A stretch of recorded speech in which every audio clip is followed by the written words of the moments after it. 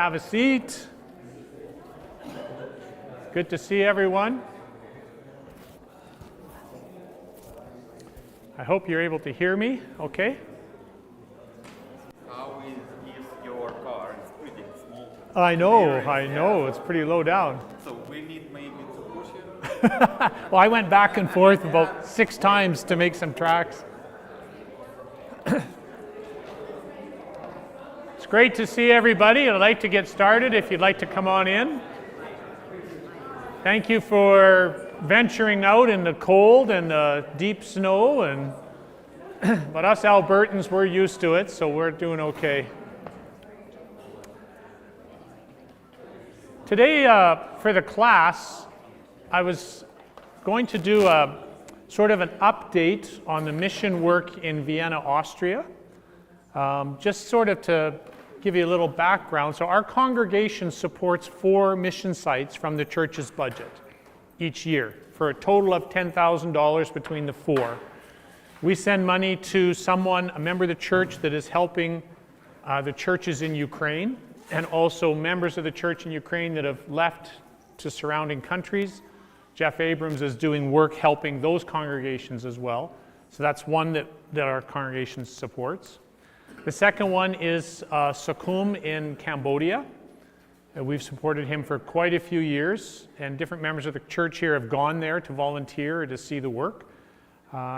Linda Ross is going in January for 5 months till June. I'm going in January, and I'll be there till March. Catherine's going to come in February in the middle for a few weeks. So that's the second one that we support and help. We used to support Harvest Brazil also, an evangelistic work in Brazil to plant churches in major cities. We're not going to be supporting them financially in the new year because they don't need more money. It's kind of a unique situation for missionaries' efforts to be in. They're in a position where they need families to lead this, but the finances aren't needed. So we're going to, Emerson, who was the contact for that work, him and I talked, and our recommendation to the congregation will be to take the $2,500 that was going to Harvest Brazil and spread it between the other 3 mission works that we support. So our annual mission amount would still be $10,000, but Ukraine and Cambodia and Vienna would each get about $3,300 each. So that's going to be a proposal that will come to the congregation when the budget's being reviewed in January. So the third mission site is in Vienna, Austria. And Catherine and I went in October and volunteered with Gerhard. We first met him in 2018 when we were on a vacation in Europe and went to the church in Vienna. I had read about his work and we wanted to meet him and see it. We were just there on a Sunday. The next year, I went in the summer for 2 weeks and taught and volunteered with him. That was 2019. And then with COVID and all kinds of things, we didn't get back. And so we just went back in October. So I want to kind of tell you about what he's doing and kind of give an update. So feel free, though, to ask questions, put your hand up, or if you want to make a comment about what I'm sharing. The other thing I'd like us to do is think about not just, okay, that's nice, he's doing those things there. What can we learn from what he's doing there for our work as a church? We're not going to transplant and do things the same way, but there might be principles that we can learn from the way he's working. So to give you some background, we have to talk first about the country of Iran before we talk about Vienna. So Iran is right here. It's a really large country in the Middle East. Just if you look here, you go further east, you get into Afghanistan. North, you get up here into Russia. You go west. Iran has a border here with Turkey, and then from Turkey, it's a very small distance across the water to get to southern Europe, and then up, and there is Austria. In 2018, approximately, there were, because of war and things in these areas, hundreds of thousands of people fleeing from Syria here, from Iran here, up into Europe to get out of war and persecution. If you go back and look at pictures, literally hundreds of thousands of people walking to get to a place where they were safe. So what happened, that's the background to this mission effort that's going on in Austria. Okay? So let's back up a little bit further. You go back to the 1970s, this man was the Shah of Iran. He was the emperor. He was the king. And he ruled that country as a monarchy. He was a dictator. And it was tied, very closely aligned with the West, with the United States, President Carter, because of the oil agreements between the two countries. And the US supported Iran because it was a sort of a buffer against the Soviet Union and communism. And the US sold tons of military jets and things to Iran. Iran had one of the largest militaries in the world after the United States. There was no political freedom in the country, but there was stability with this strong king dictator. And it was a very secular country. It wasn't a religiously run country. There were Jewish people there, Christian people there, Muslim people there, Zoroastrians, all kinds of religions. The Shah didn't care as long as everybody kind of followed the rules and didn't disrupt his running of the country. Okay, so if you go back late 70s, there was lots of open Christianity in the country.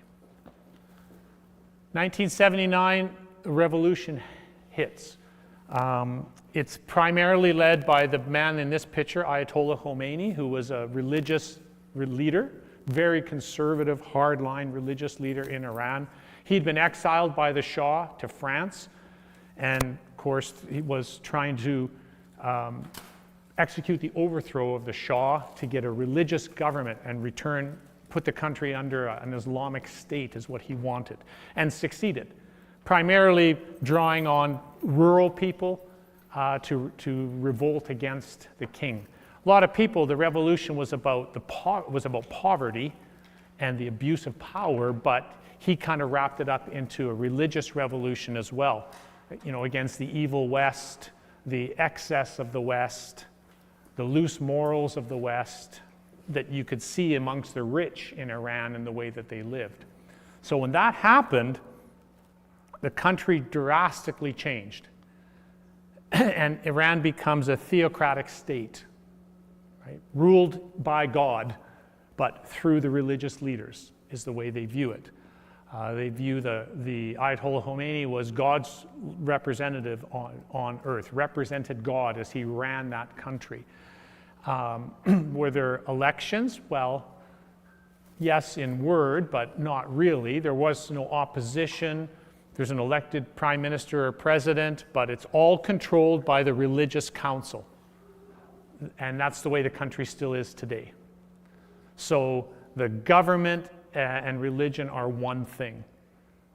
Very strict Islam is in the laws of the land.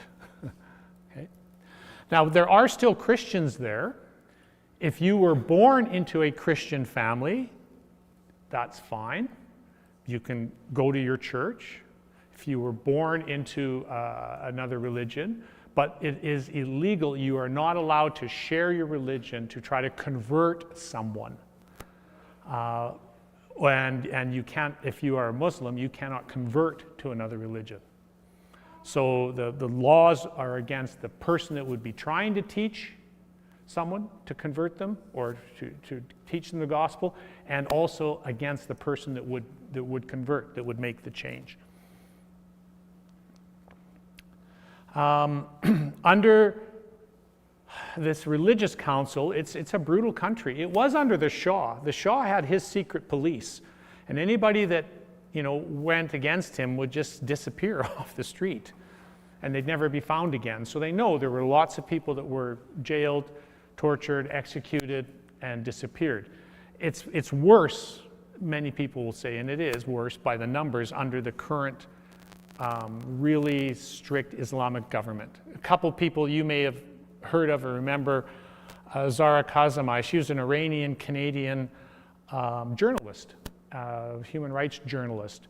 And the date, I think it was 2022. No, it was further back than that. I can't see it on the screen there. But she was imprisoned in Iran and tortured, raped, and murdered in prison. And then her body was buried, so her family couldn't even see, any evidence of what had happened to her. And then, over a long investigation, this came out. Recently, 2022, this young Iranian lady, Mahsa Amini, she was walking down the street without a headscarf on, or it was on but not tight enough, not proper enough. And she was arrested by the religious police in Iran and jailed and died and jailed from an illness, which everyone, of course, knows that she was killed. She didn't get an illness. Okay, so that's the kind of thing that happens still in the country, very common. One of the members of the church in Austria, who's Iranian, sent me this screenshot from a news feed that he watches on the country. And just this year, in March, these 3 people were Muslims that were caught by the religious police in Iran having converted to Christianity and were attending an underground Christian church. And between the 3 of them, their prison sentence adds up to 41 years in prison. So it's about 15, 16 years each for going to a Christian church. So that's the background to why so many people are trying to get out of the country and get themselves to Europe. When they come, they don't want to stop in Bulgaria, Romania, Serbia, Hungary. Those countries are still developing, having come out from the Soviet Union. And in some of those countries, they're very nationalistic. There's very strong attitudes against foreigners, and especially foreigners that aren't white, that are different. So some of the people that I met in Austria that had traveled through, talked about being, beaten by the police in Hungary, that kind of thing, really mistreated. So the first real Western European country they get to is Austria. And there is a rule, a refugee immigration law in the European Union that says the first country a refugee gets into, that's the country they must claim refuge in. They can't, transit through it to get to another one, and so they're trying to. It's one of the ways that the European countries all work together. So that's why so many people then, it's Austria is where they register as a refugee and first try to seek the right to stay for safety. So that brings us to Gerhard. Gerhard is Austrian, so can't really call him a missionary because this is where he was born. He's a 4th generation Christian in the Church of Christ. His dad, I think his grandfather and his great-grandfather. And some of them I think were all preachers. I can't remember. But he grew up in a Christian family. When he was in college, he had an opportunity to go to study at Sunset in the US and really boost his English, so he went. That's where he met Susan, American, and they got married. She's a high school science teacher, and then they moved back to Austria. And so for years, he was working as one of the evangelists for the German-speaking Austrian Church of Christ in Vienna. Then all these refugees started coming. And very close to the church, there was an old military college that the government repurposed the dorms to house the refugees in while they're dealing with all these people. And as often happens, a very compassionate lady in the church came up to Gerhard as a preacher and said, we should be doing something to help these people. Like, what, we're Christians. Jesus talks about helping people. Why aren't we helping these people? Because the news was full of all of this. So they thought, well, what can we do? So it started by gathering donations of food and clothing, loading it into Gerhard's car, driving up to the gate where the dormitory was. And the people that are there as refugees, they can come out and be in the city during the day, but that's where they stay, and basically handing out what they could. And Gerhard said at the beginning, it was, they really didn't know what they were doing, and there'd be a crush of people around the car. And he said, literally, we would open the trunk, throw everything on the sidewalk, and jump back in the car and close the doors. and people were just, it was pretty chaotic. That's how it started, and then from there, the work has just developed. So now, this is the Persian-speaking congregation in Vienna. You'll hear people talk about the Persian language or the Farsi language. It's really the same thing. It's the language of Iran. And so they rent this facility. It's a storefront, so you can see the big windows looking right out on the sidewalk. And on a Sunday, there's probably 70-ish people that come. And it's all in Persian or their native language. Of course, the people are having to learn German because that's part of being a refugee and being accepted in the country. But their worship, their church life is in their native language. What else do I want to say about this picture? The other thing that I was very impressed with is the members have really taken ownership of the congregation. Like you go there on Sunday, I mean, they're setting everything up. They're running, like Josh is here and Tanashi, they're running the video through the camera and it's being live streamed onto their website. The website has all been set up by members. They have benevolent work going on. They have evangelistic work going on at the university. All of that is just driven by the members. They've really just found ways. Everybody wants to help the community of their church. They find the love and the support there really important. And so lots of people are just contributing to help it be a real vibrant body. Now this video isn't going to play, but the audio will. At the end of the worship is pretty short because people are busing or training long distances to get there. And then, there's only certain times the trains run to go back home. Some of them are coming 2 hours from outside the city to get there for worship and then training 2 hours back because there's no church where they are.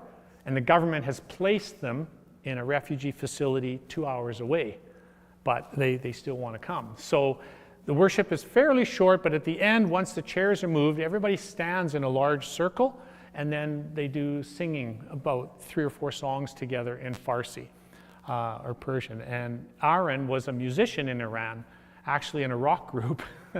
His wife showed me some videos that they had made in Iran, outside the city. She's standing on the roof of the car with a camera taping the band performing, and then these would be shared, because all of that was illegal. Anyway, but he uses his ability in the church as a song leader. So I'll let them just play it. You can hear it, hopefully.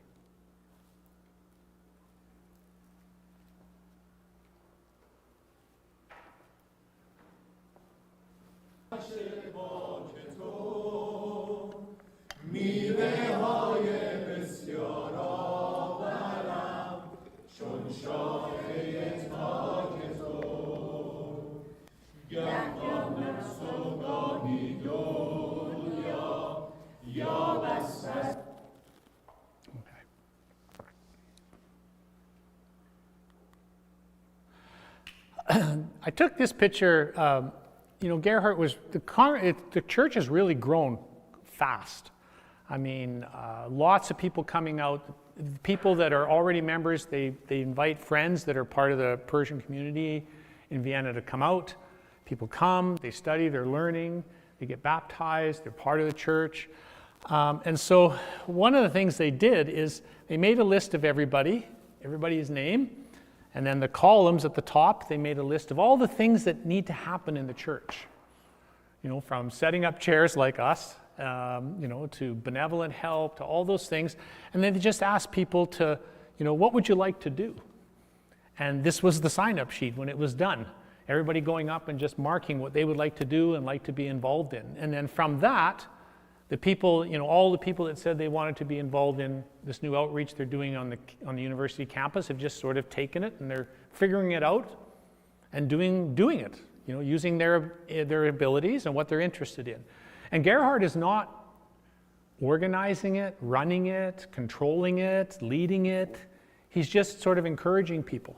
And it's just really growing organically from the members and what they're interested in and what they'd like to do.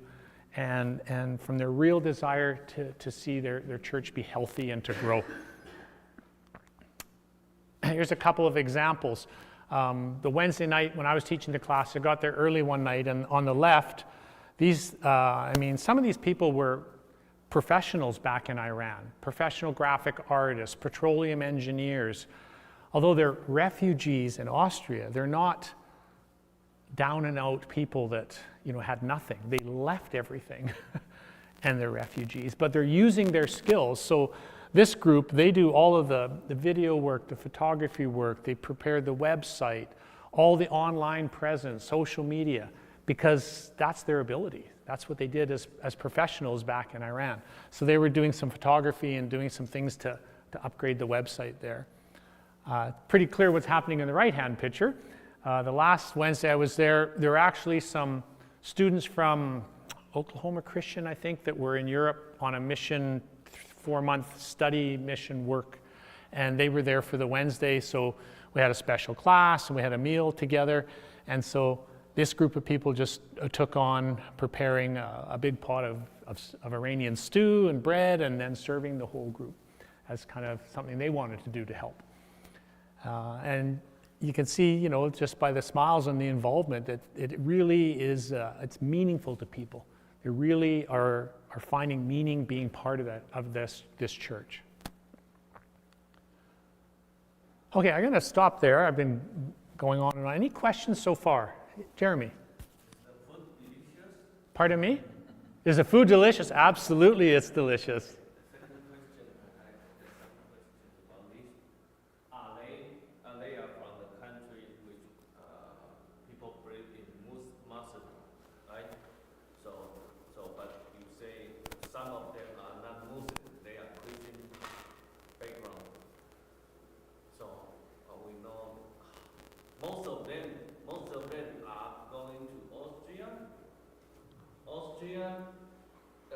Before Muslim, or is it Muslim background or Christian background, or they go to Austria to be converted? All of those. Some of them, I will show you some pictures and talk about some families, got involved in Christianity in Iran and had to flee because of it. Others came to Austria as, well, it's really even not accurate to say they were Muslims. They didn't have a choice, right? They're born in a Muslim country. Their parents maybe made them go to the mosque. Didn't mean anything, but they had to follow it. And then they first come in contact with Christianity through this congregation in Austria and are converted in Austria. So both happen. So another question is, it's okay. Is okay to go to Austria as a Muslim? Yes. To go to there to be converted into Christian, they feel okay. But it's not okay for them to convert. Because we have some from my my Bible school. There is people also from Iran. When they train Bible school, few years later they go back to the country. They preach, but they say no. It's so difficult because. You cannot even you want to believe as a Muslim background, but no, in that surroundings you dare not, or I don't know, but if the people who has Muslim background go to Austria, they are more willing to accept the gospel. It's very individual. I'll answer that when I show you some people that maybe it will help.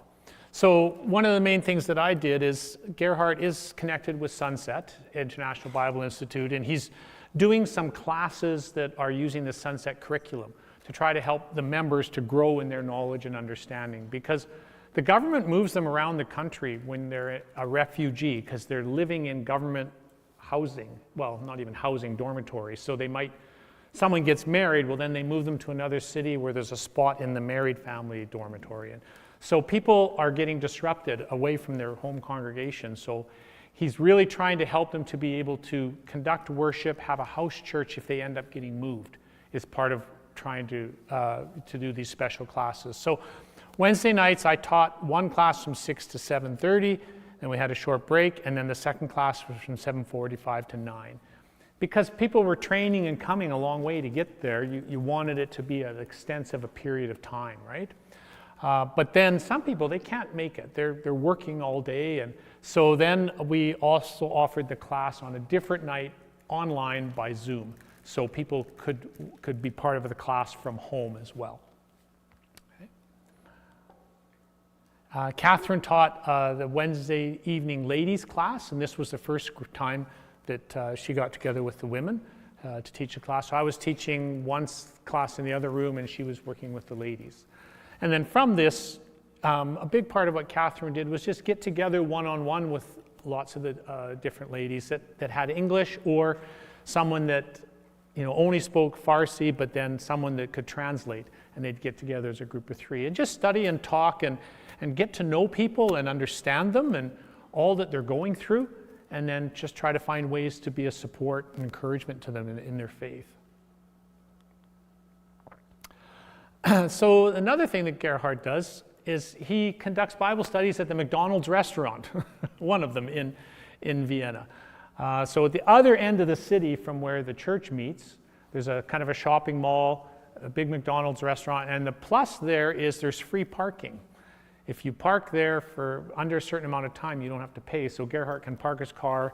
So he's created a WhatsApp group, and all the members that are interested are part of that, and he puts on there, for example, Tuesdays, he has a study at 10, 1, and 2:15. And people register on the WhatsApp app, so he knows how many people are coming. And then, they go there, he buys everybody a coffee, and then they sit for an hour, hour and a half-ish and do their study. So this was the group one Tuesday that I joined them. And now I'm going to talk about the fellow here in the blue, Leo, or Ahmed. So he's someone that came to Austria not looking for Christianity. He was fleeing from the oppression and things of Iran, got into Austria. He's a musician, plays a traditional instrument. He was in a music college in Vienna that got a student visa. That's how he was able to stay.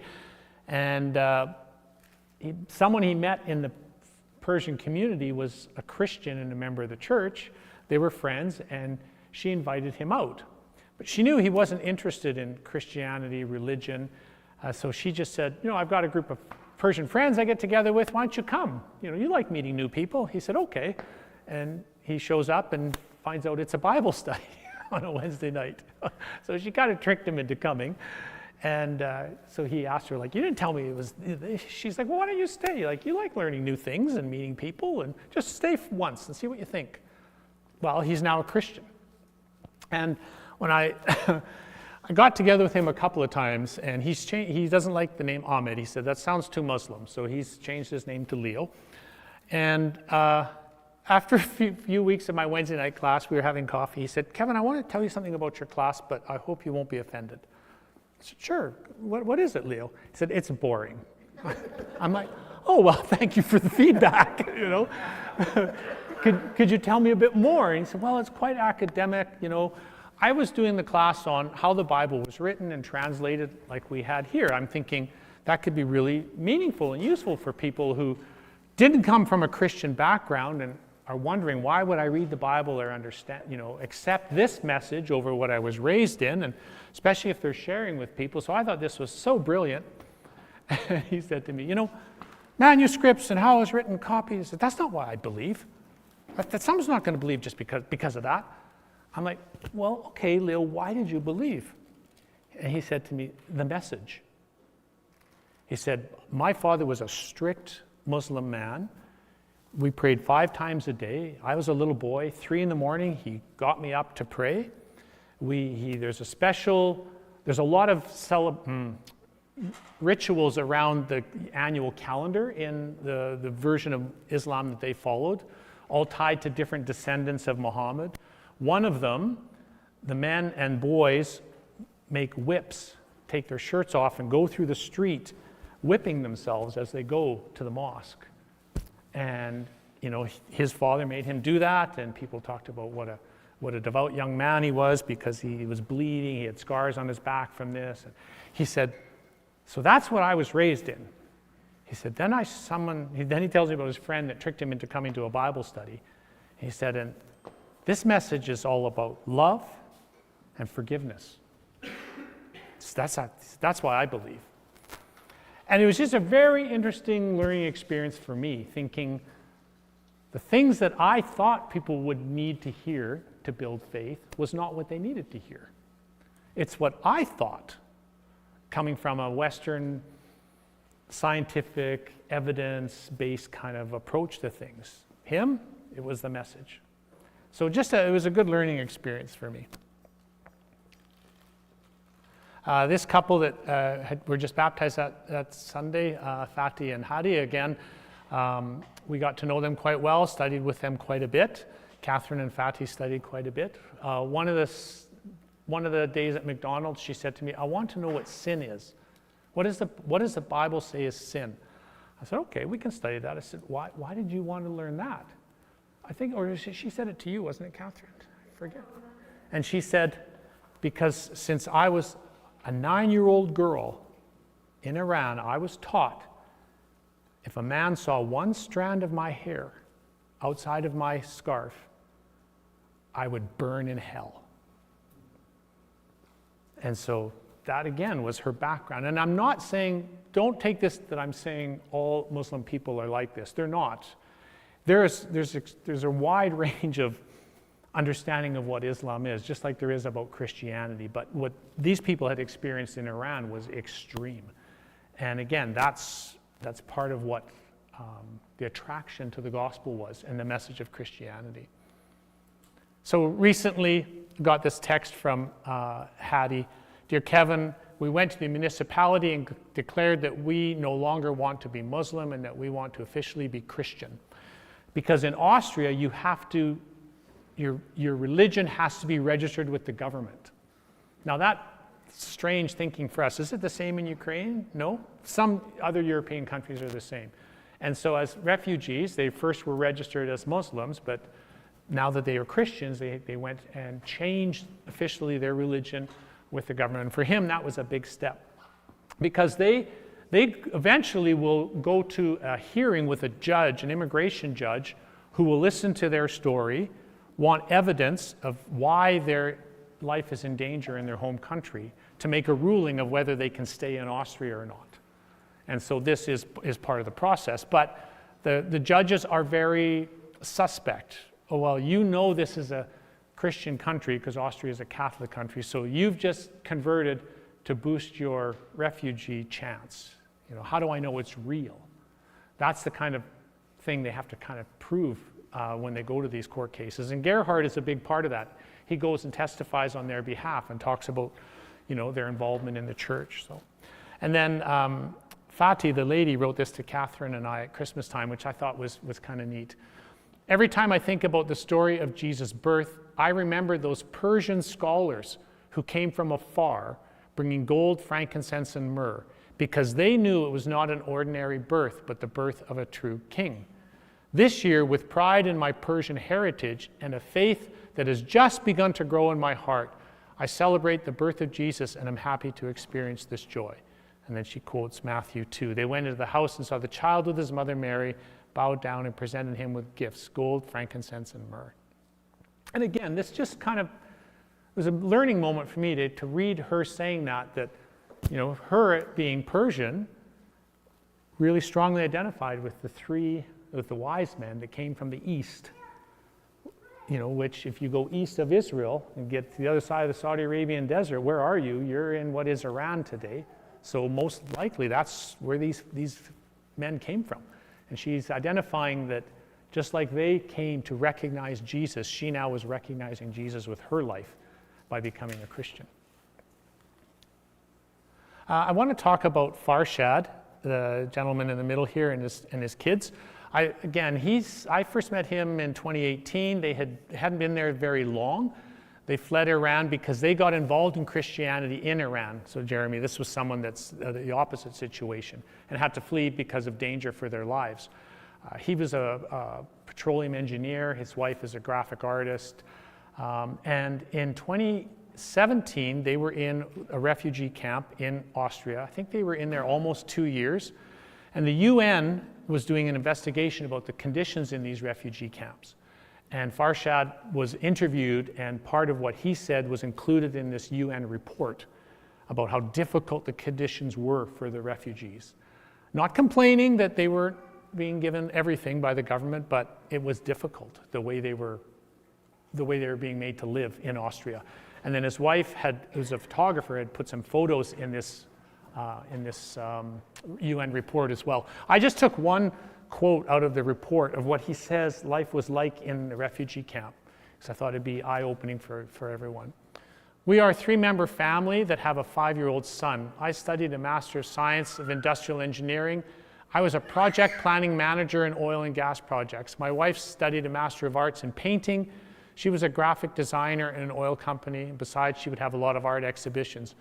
We had a good life, a house, 2 cars, and all the facilities that were needed. But then one day we had to leave our country, our home, our family and friends, because what we believed in was not accepted by the regime, and our life was at risk. So that's why they had to flee Iran. Then speaking about their life in the refugee camp in Austria, and then that was the start of a new life and suffering. And here's the pictures his wife took in the camp that were included in the UN report. And in the write-up, they just talked about how hard it was on children being in these camps that are like prisons. No schooling, everything really tightly regimented, old shipping containers that had been made into sleeping quarters, sometimes 2 families in one room like that. Illegal, you could not have a lock on the door, you could not have a fan in the room. When you ate, everything regimented. So really, really difficult kind of life that they had to go through. And they were there, I think it was almost 2 years, until eventually, you have your hearing, if you're approved, you get to stay, and then that starts to open other opportunities. Now, here we are 7-8 years later, he just sent me this picture of him and his wife and their kids out at one of the Christmas markets in Vienna. They have their citizenship, they have the right to stay. He's working in a company, his wife is working and also working on her master's. And here's Farshad translating for me on a Sunday morning. They're really a key family in the church, but started by them arriving with literally nothing, starting their lives all over again. Ali and Shahar, again, a couple that we got to know. They've had 2 hearings with immigration courts and have been denied to stay. They're going to try again. But to get an immigration lawyer, it's very, very expensive. And they're not allowed to work because they haven't been approved yet as refugees. So they're kind of living in charity. This man here, Hoja, I met him in 2018. He had just come in 2018 and was in a refugee camp and was a member of the church. And I got together and studied with him. Fast forward, he's now been approved. He could stay. He's learned the language. He has Austrian citizenship. He's working as an auto mechanic. He was a mechanic back in Iran, but he redid his qualifications in Austria. Rents a little house 2 hours outside of Vienna in a little town. So he has taken Ali and his wife into his little place, so they have a place to stay. And because they're not allowed to work while their hearing is still being held. And rather than stay in the refugee camp, he's taken them in. So they're hoping to have a successful hearing the next time they have their hearing. But they came into the study at McDonald's. They came into church, and they're taking the train and then the bus probably more than 2 hours one way to get there, and then back the other way. So this was a day that we went out to visit them. Aaron, the man that was a song leader in the church, has a little car. And so Aaron and his wife Nazanin and their good friend, I forget her names, Jala, and her son, we all piled in this little car and we drove out to this little town just to go visit them and kind of be an encouragement and spend a little bit of time together. Again, Aaron and his wife, they had good jobs in Iran. They were professionals, middle middle-class people and have given it all up. They are allowed to work right now, and of course he's working like a delivery man, like an Uber driver. A lot of the people that we met in the church, working very low entry level jobs, just trying to survive. So it's a long process for them to build their lives up. So the church becomes so important, such a strong community for them. This was a video, but it's not going to play. That day, after we drove out there and spent a few hours and then drove back, Aaron was performing at a Persian restaurant in Vienna. There's quite a large Persian community, and he's well known because of his music background in Iran. So he performed at this restaurant, and there were people that came just to hear him. And so they invited me to go along with them and sit and listen and be part of that. And Jala killed me in backgammon, by the way. So, it's because of this, people being so connected to the wider Persian community, that Christians are just inviting other Persian people that they meet to come. The last Wednesday I was there, Ruhala and Asmara and their little girl Nyla came out to the Wednesday night Bible class. Someone had invited him, told him about the community, how wonderful it was, invited him to come out and learn. So, and his English was really good. So he had just been out once, but then they were out the following Sunday. So it's really very nice to see how people are just sharing from their own lives and their hearts and reaching out to people around them. I want to take a couple minutes. I know I'm going over, but to do this quickly. I've talked in the past about Habib. Because this presentation is going online, I have to hide their faces because he still goes back to Iran. Again, I met him over 8 years ago when he was first a refugee in Austria. His family has lived in Iran and Afghanistan in the past. Two of the worst places to live. He made it, and his brother made it to Europe, to Austria. His mother and his sister were still in Afghanistan, and he was working to try to get them out. Then the Taliban took over Afghanistan again a couple years ago when the US pulled out. So he got his mother and sister smuggled by land from Afghanistan into Iran. Not much better, but better. So his mom and sister are refugees in Iran, and he's working to try to get them into Austria. They had an appointment booked with the Austrian embassy in Iran for their hearing last fall, and then the US and Israel started bombing Iran, if you remember, to bomb their nuclear facilities. And so the Austrian government pulled all their embassy staff out of Iran. And so his mom and sister, that was it for their meeting. Now that that's stopped, the embassy's back open. He's hoping that they'll get back to that list and that his mom and sister will get to have their meetings soon. But he got married. The lady on the right, she's also a refugee from Iran. She's got 3 daughters. Habib and her older daughter got married. The girl on the far left is her teenage daughter. And they just had a little baby in October when we were there. So it's wonderful to be there. This was some pictures. I shared these with the congregation in the past, but of his trips to Iran. This is him last year baptizing a sister and 2 brothers in a river in Iran. This is his mom and sister who are in Iran. And this is him meeting with a family of Afghan refugees in Iran. And this is what he wrote along with this picture. This is an Afghan family in Iran. They're very poor. One son, 15-year-old, committed suicide due to extreme poverty and malnutrition. Their eldest son, 17, left home and has not returned.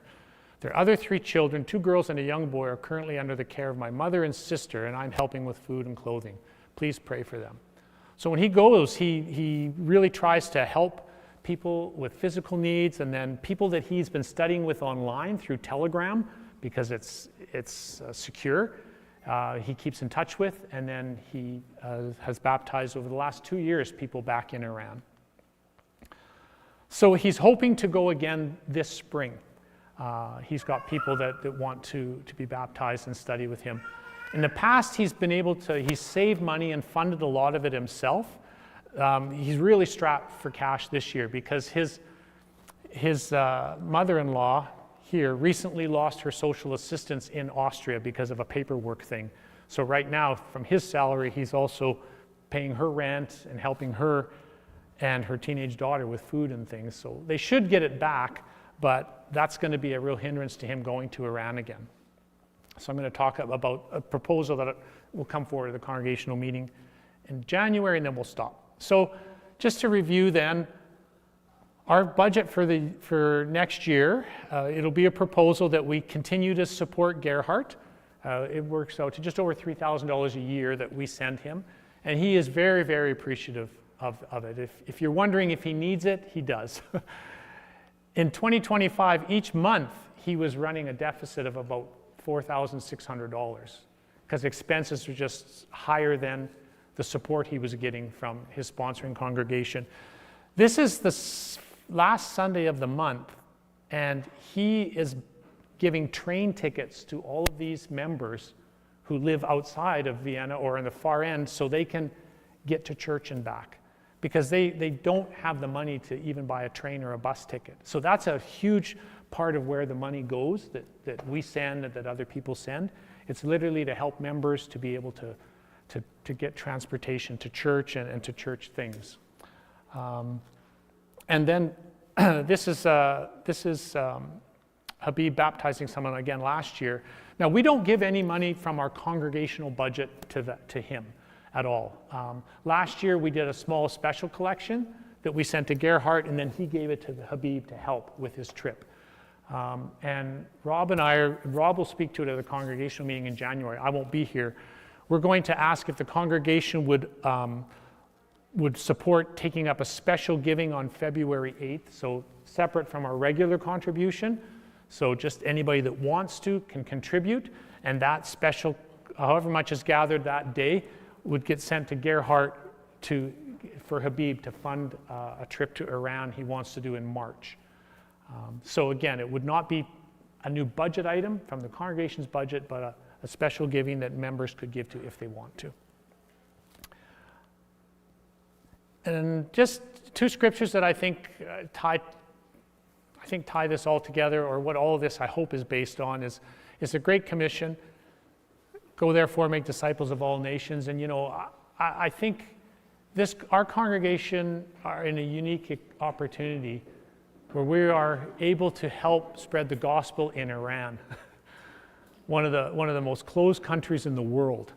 And I hope you feel really good about that you are part of sharing the gospel and the love of Christ in a place where it's almost impossible. It is impossible for us or other Western Christians to go. But also are involved in helping people that really need help, both in Austria and in Iran. When Jesus talked in Matthew 25 and praised people for helping him, and they said, "When did we help you? Lord, when did we see you hungry and feed you, or thirsty and give you a drink? When did we see you, a stranger, and take you in, or naked and clothe you? Or when did we see you sick or in prison and come to you?" And the king will answer and say to them, "Assuredly, I say to you, inasmuch as you did it to one of the least of these, my brethren, you did it to me." And I think that's the other aspect that I just want to highlight about what Gerhard is doing in Austria, but then through him and Habib in Iran, is part of really reaching out to people that are in dire straits with the love of Christ, unconditionally. And it really touches people's hearts and opens them to want to learn about the gospel. I went over, sorry. Maybe we can, if there's one or two questions, and then I'll stop. Or anything anybody wanted to ask. Sorry for having to race a little bit there, but I wanted to get through it. Okay, well, we'll stop there. Let's just close in a prayer. Father, thank you for this day, a first day of the week, another Lord's Day where we can gather and remember our risen Lord, and remember that it was on a Sunday that he came back from the dead, Father, and proved and showed that he is the Christ, and it's through him and his reigning at your right hand that we have hope of eternal life. Father, we also know that we have spiritual blessings here now that come from you, and physical blessings. And we thank you for those, Father, and appreciate them and never want to take them for granted. Thank you that our congregation can be part of this mission effort, and we pray for your blessing upon it, and pray for our involvement, and that we can be part of people who don't know Christ, learning and knowing about him at different places of the world as is being done. Thank you for your love, Father. Thank you for your continued care and protection. We accept all of this through Christ. Amen.